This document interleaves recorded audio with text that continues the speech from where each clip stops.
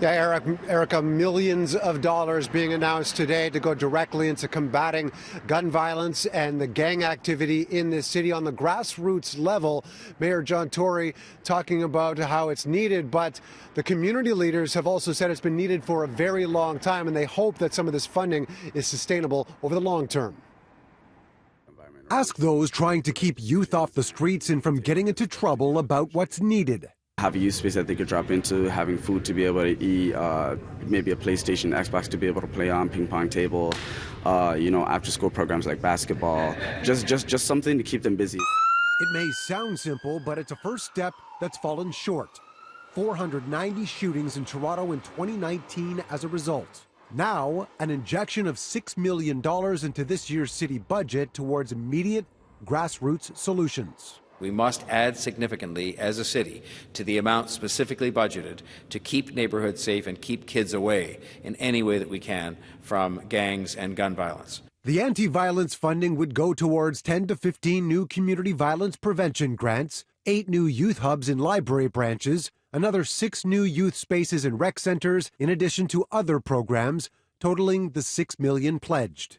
We make these investments and we want to see immediate change. We need to be thinking about these investments as, change that's going to happen over decades.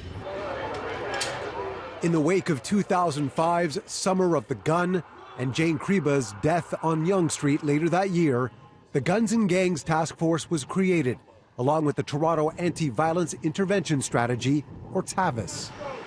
Since then, community-based prevention programs haven't been as high on the agenda as cracking down on the problem. Now, Tory says the intent is to provide upfront funding and follow up, even if it's taken some time to get here. What we did is stepped up the pace of that investment because we had the funds available to do it and because the problem required even more urgent action than we'd already been taking.